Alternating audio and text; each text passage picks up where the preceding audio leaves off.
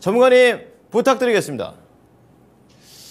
자, 그러니까 여러분, 그죠? 제가 여러분들한테 이제 다음 주 전략을 지금부터 한번 가볼게요, 여러분. 뭐, 아까도 말씀드렸듯이 저는 포스코 홀딩스나 포스코 퓨처 정도의 종목 진단이 오기를 기다렸는데, 깜짝 놀라게 코스모 쪽으로 바뀌었으나, 어쨌든 뭐 유사한 어떤 관점이 되는 거 정도는 말씀드리고, 제가 지금부터 한번 일주일을 쉰 것까지 여기다 넣어놓고 다음 주에 미스터 마켓에서 삼성전자서부터 시가총액 상위 종목들 지지저항 분석 다 해준다고 했으니까 그걸 이어가고 있는 거예요, 제가.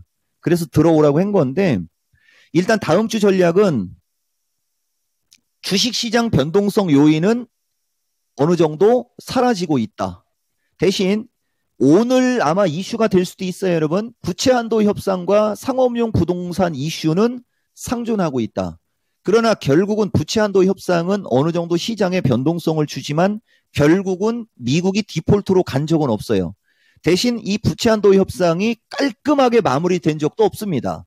그렇기 때문에 이 두 가지 내용 중에는 상업용 부동산 이슈가 결국에 가서는 시장의 요인으로 작용할 수 있지, 부채 한도는 오히려 흔들리면 매수 기회가 될 가능성이 높다 정도까지도 여러분들한테 한번 얘기해 드릴게요. 그리고 한 가지 변동성 요인이 지금 원달러 환율이 1336원이거든요. 지금 역외 환율에서 저 부분이 수급에 부담 가는 건 사실입니다. 그러나 제가 이번 주에 마켓텐에서 주도주 저점 매수 타이밍을 이야기를 한 2, 3일 전에 얘기했거든요. 그때도 어떤 얘기를 했냐면 역발상적으로 접근을 했어요. 환율이 저 정도면 외국인들이 주식을 팔고 도망가야 되는데 환율 저 정도 밴드에서도 주식을 팔지는 않고 있다. 이들이 선물 매매를 가지고 장난을 치는 것 때문에 변동성 요인이 있고 지수가 약간 하방 요인이 있는 건 사실이지만 아직은 그 현물을 팔지 않고 있다라는 그 점. 그리고 변동성 지수가 사상 최저치로 떨어져 있거든요. 공포 심리를 얘기하는 거예요. 그러니까 무슨 얘기냐면 거래소 주식시장은 공포심리 제로입니다. 아까도 말씀드렸듯이 포스코홀딩스, 포스코케미칼 플러스 에코프로서부터 단기간에 폭등한 2차 전지의 변동성 요인 때문에 주식시장에 후속 매수세가 들어올 수 있는 어떤 투자 심리를 꺾은 게 문제가 되는 거지, 주식시장 자체적으로는 여러 가지 내용을 종합적으로 봐도 당장 위험하지 않다라는 결론이 나온다. 이게 제가 여러분들한테 얘기해드리는 요점이에요. 그리고 역사적으로 5월 달장이 강한 적이 없었어요. 거의. 그리고 지금 12일 동안 빠졌기 때문에 보세요. 1분기 주도주 가격 변동성 어느 정도 사라졌다. 아까 코스모 같은 경우 거의 반토막 났지 않습니까? 어느 정도 가격 변동성이 사라졌다라고 얘기하는 거예요. 그러면 서서히 옥석이 가려질 것입니다. 저는 서서히 옥석이 가려질 것을 예상하고 있는 거고요. 다음 주부터. 그리고 누차 얘기하지만 뭐 여러분들이 배터리에 집중을 하고 있는 게 문제가 된 거예요, 여러분. 제가 얘기했지 않습니까? 반도체에서부터 먼저 가끔가다 제가 종목 진단 들어왔을 때 그분이 했던 채팅을 한 번 본 적이 있었거든요. 한미 반도체. 그건 제가 시간 되면 얘기해드리고 지금은 이거부터 깔끔하게 정리를 해드릴게요. 그래서 보시면 기존에는 관점으로 얘기해드렸지 않습니까? 중기 투자 관점에서 관점이 먼저 빠졌어요. 분할 매수해도 된다. 이종복의 의견입니다. 단기 매매 관점은 거래량 증가 양봉시. 무슨 말이냐면은 만약에 본인이 단기 스타일의 투자자다. 그러면 이 주도주들이 포스코 홀딩스를 그냥 딱 찍어서 얘기해 드릴게요. 포스코 케미칼로 찍어서 얘기하는 게 여러분들한테 기술적으로는 더 눈에 들어올 수도 있어요. 이들이 거래량이 좀 늘면서 한 3, 4%, 4, 5% 올라가는 양봉이 나는 날, 그날이 단기 관점의 사람들이 붙는 타이밍. 중기 관점의 사람들은 다음 주 당장 사도 돼요. 대신 3분할 매수. 그 다음 또 하나 있어요. 고점 매수자 기준에 이 배터리 관련주 에코프로 포함입니다. 고점 매수자 기준의 비중이 30% 이상일 경우 반등 나오면 반드시 절반의 비중을 꼭 줄이길 권장합니다. 여러분. 이것만 여러분들이 하시면 노프라브롬이에요. 노프라브롬. 아까도 말씀드렸듯이 주식이라는 것은 요거 이제 또 이어서 갈 거예요, 여러분. 지수밴드는 제가 여러분들한테 누누이 강조를 많이 드렸으니까 아까도 말씀드렸듯이 제가 여기 보다 보면 시간 대변 다우이론 주식시장 사계 급등주 계보 이런 것도 한번 여기 코멘트 들어갔는데 여러분들한테 화면에 보이시네요. 다우이론을 지금 쓸 때는 아닌데 우리가 장세 파악을 하고 시장 분석을 하는 어떤 기법 중에 하나거든요. 아까도 제가 말씀드렸듯이 한번 근데 이게 페이지가 제가 준비는 해놨는데 이거거든요, 여러분. 다른 거 보지 마시고 이거 갖고 얘기해 드릴게요. 여러분 예전에도 한번 얘기한 적이 있었는데 인플레이션 이야기 나오고 금리 인상이 동반되며 매스텀에서 좋은 기사 하나도 안 나오고 경기 침체 스태그플레이션 얘기 나오고 막 그러지 않습니까? 역실적 장세 개념인 거거든요. 지금이. 그러면 주식시장의 사계로 보면 역실적 장세 다음에는 금융장세가 오는 거예요. 금융장세가 바로 이거거든요, 여러분. 금융장세가. 근데 문제는 연준에서 금융장세가 올 것을 그냥 애시당초 싹을 잘라버리고 있다는 게 문제가 되는 거예요, 여러분. 여기까지 무슨 말인지 이해가 되세요? 지금 주식시장은 역실적 장세 시장이에요. 역실적 장세 시장에서 2, 3개월 사이에 5배, 10배, 15배 올라간 주식을 꼭대기에서 물은 투자자들이 여기까지만 얘기합시다.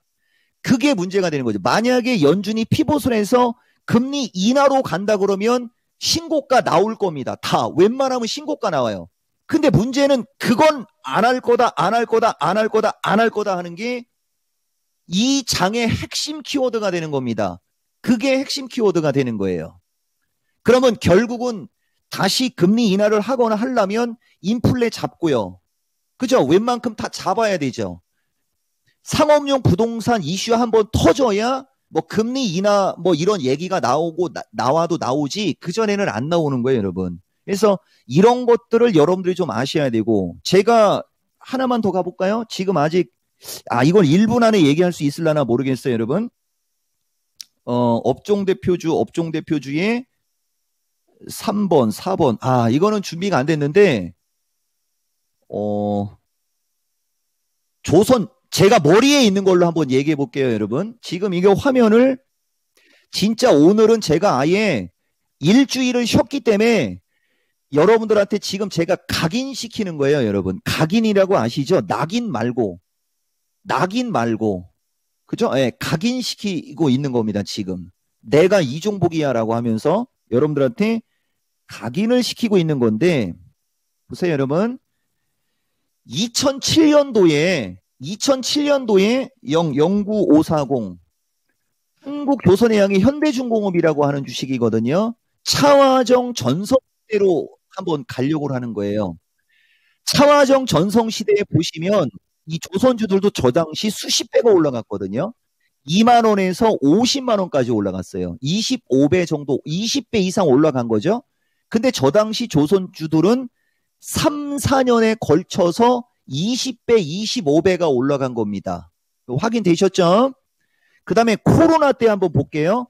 코로나 때 녹십자라든가 이쪽 주식들이 올라갈 때 보면 이들은 거의 1년 정도에 5배에서 그때 그 당시 유바이오로직스, 유나이티드 제약 같은 거 요런 애들이 단기간에 거의 10배 가까이가 올라간 겁니다. 보이시죠? 여러분 코로나 때 우측에 10,000원이 보이고 11만 원 보이죠? 그 뒤에 주가 흐름을 보세요. 근데 여기서도 아까 얘기한 대로 반토막 법칙을 썼을 때 주가가 고점에서 거의 반토막 이상까지 빠져도 다시 한번 올라가면서 11만 원이고 여기 8만 원이지 않습니까? 큰 반등이 한번 나온단 말이에요.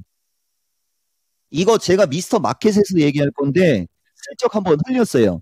그리고 시젠 같은 게 15배 올라간 겁니다, 여러분. 단기간에. 근데 그 단기간이 기본 8개월에서 거의 1년이라는 거죠, 여러분. 해마다 연도별로 어떤 이슈가 있을 때는 이렇게 크게 올라가는데 기본적으로 1년에서 3년 사이에 10배, 20배 이렇게 올라가야 된다는 거예요. 근데 3, 4개월 사이에 올라왔다는 거죠. 그걸 또 역설적으로 얘기하면 일반적으로 거의 1년 가까이에 걸쳐서 올라가야 되는 게 3, 4개월 사이에 올라갔다는 얘기는 그만큼 강력한 매수세가 붙었다는 얘기가 되는 거지 않습니까? 그걸 우리가 역발상을 하면 그래서 꼭대기에 물렸어도 매도 기회는 온다는 거고 비중이 작을 경우에는 과감하게 투자를 하라. 어차피 꼭대기에서 샀잖냐. 다만 비중을 실어가지고 단가를 낮춰서 반등이 나오면 절반 이상을 팔고 좋은 경험을 여러분들이 잊지 말으라는 거죠, 여러분. 제가 여러분들한테 해주고 싶은 얘기가 그런 거예요. 그래서 다음 주 이후에 여기 지금 이 시간에 다른 증권 텔레비 안 보고 토마토 TV를 시청한 분들은 진짜 이종복 대놓고 이거 VOD에 녹화되는 거 제가 모르는 사람 아니지 않습니까? 대놓고 한번 얘기한 겁니다. 화이팅 하시고 누차 강조하지만 제가 더 이상은 여러분들한테 얘기 안 할게요, 여러분. 대신 마지막으로 이거 하나는 여러분들한테 보여드리고 가야 돼요, 꼭. 저는 배터리 관련주를 여러분들한테 4월 17일 타이밍, 4월 7일부터 4월 17일, 그 다음에 4월 25일까지 비중 줄이라는 얘기를 했던 전문가라는 거. 저 당시가 배터리 관련주들이 다 신고가로 가고 있을 때였지 않습니까, 여러분? 다. 이게 다 근거입니다, 여러분. 다. 저 타이밍에 비중 30% 갖고 있는 분들한테 인상 쓰면서 줄이라고 했고요. 여러분, 그죠? 포스코 같은 경우도 시장 상황에 따라 22,000원까지 밀려도 장기 투자할 생각이 있느냐 하면서 막, 그죠? 예, 얘기했다라는 걸 말씀드리고 그 사람이 배터리 관련주에 대한 주장을 한 거. 그게 중요한 겁니다. 포스코 홀딩스 물린 분들이요. 반등 나올 때 됐습니다. 여기까지 하겠습니다.